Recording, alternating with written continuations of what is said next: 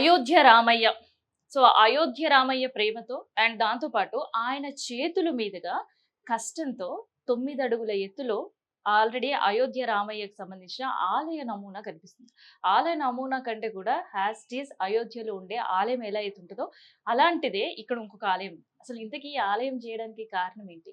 And as it is అలాగే same to same చేయడానికి పడ్డ కష్టం ఏంటి? ఇట్లాంటి విషయాలన్నీ కూడా తెలుసుకుందాం.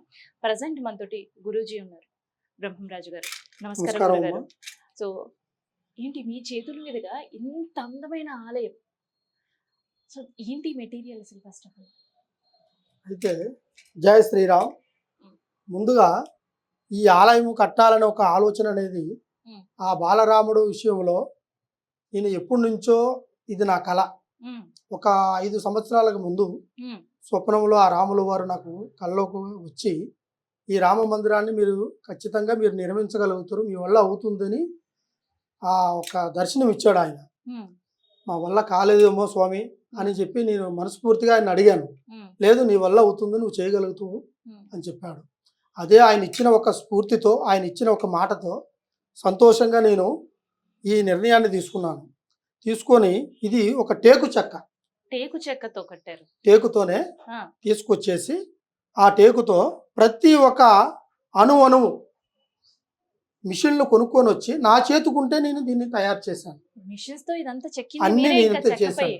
చెక్కపై చేసింది కదా, నాతోనే నేనే తీసుకొచ్చి అన్ని కట్ చేసి ఒక్కొక్క దాన్ని సంపూర్ణంగా పరిపూర్ణంగా యాజ్ డీజీ అక్కడ అయోధ్యలో మందిరం ఎలా ఉందో అలాగే రావాలని ఆ భగవంతుని మనస్ఫూర్తిగా కోరుకుంటూ నేను ఆ సంకల్పంతో చేశాను. అదేవిధంగా ఇది 6 నెలల 15 రోజులు పట్టింది చేయడానికి. అయితే ఈ సంవత్సరం నేను శ్రీరామనవమి రోజు ఇది ఓపెనింగ్ చేశానన్నమాట. ఆలయ నిర్మాణం చేపించాను. ఇది ఒక సంకల్ప బలంతో బలంగా దాన్ని చేసి దానికి శక్తిని పొందేలాగా యంత్ర ప్రతిష్టను కూడా పెట్టాను. సో అందమైన బాలరాముడు. సో ఆ బాలరాముడి విగ్రహం కూడా తెప్పించాను నేను అయోధ్య నుంచి వచ్చారా? అయోధ్య నుంచి తెప్పించాను నేను దాన్ని. తెప్పించేసి ఈ ఆలయానికి సరిపడిన ఎత్తులో దీనికి తగ్గబట్టి సరైన మోతాదులో చేసుకుంటూ పోయానన్నమాట ఈ పనిని. ఇది ఎవరు నాకు సాయం చేసింది ఏమి లేదు, నేను ఒక్కడనే చేసుకున్నాను. నా సంకల్పంతో ఆయన ఇచ్చిన స్ఫూర్తితో ఇది ఈ రామ మందిరాన్ని నిర్మించాను. మీరేమో జ్యోతిష్యులు, నాకు తెలిసి ఇది వరకు ఇట్లాంటి ఆలయ నిర్మాణాలు కావచ్చు ఇట్లాంటివి ఏవి అంత చేసిన పరిస్థితుల్లో అంత సమయం కూడా అంత అనుభవం కూడా లేదు.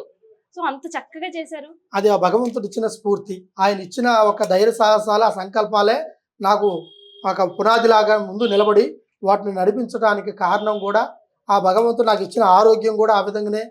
దీనికి మనకి ఎటువంటి ఇబ్బంది లేకోకుండా, ఇబ్బందికరమైన ప్రయత్నాలు జరగకుండా, ఎటువంటి ప్రాబ్లం జరగకోకుండా దీన్ని నిష్ఠగా చేశాను.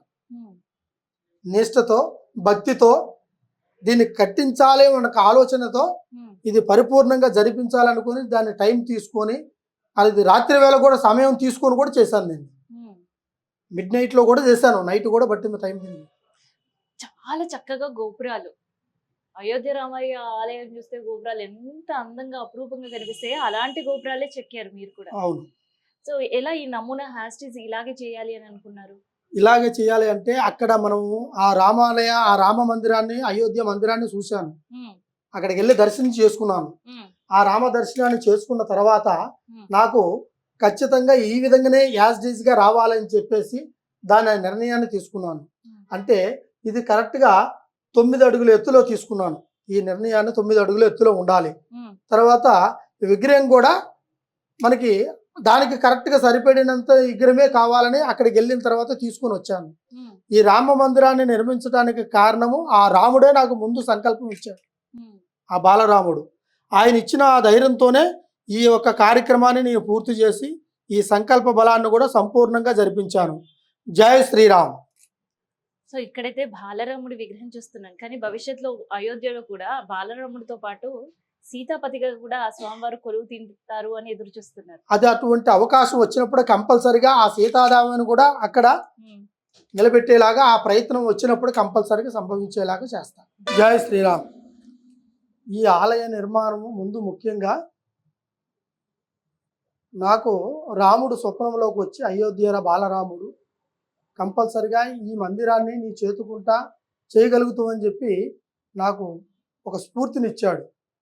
ఆ తర్వాత ఆ నిర్ణయాన్ని నేను మనసులో తెలుసుకొని దీన్ని ఏ టైంలో చేయాలి, ఎప్పుడు చేయాలని ఆలోచన చేసుకొని దాని సమయాన్ని బట్టి అది ఎంత ఖర్చు అవుతుంది ఏమిటి ఇవన్నీ చూసుకొని దాని తర్వాత ఈ యొక్క కార్యక్రమాన్ని నేను మొదలుపెట్టాను. కరెక్ట్గా 6 నెలల 15 రోజులు పట్టింది. ఈ ఒక్క రామ మందిరము ఒక టేకు చెక్క తీసుకొచ్చి ఆ టేకు చెక్కలతోనే చిన్న చిన్న బిట్లుగా నా చేతుకుంటే మిషన్తో అన్నీ కట్ చేసి ఒక్కొక్క దాన్ని ఒక్కొక్క స్టెప్ బై స్టెప్ చేసుకుంటా ఈ నిర్మాణాన్ని 9 అడుగుల వరకు ఏర్పాటు చేశాను.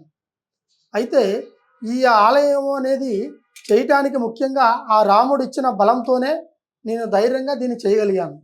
ఈ రామ మందిరము నాకు ఒక పెద్ద కళ కట్టడం.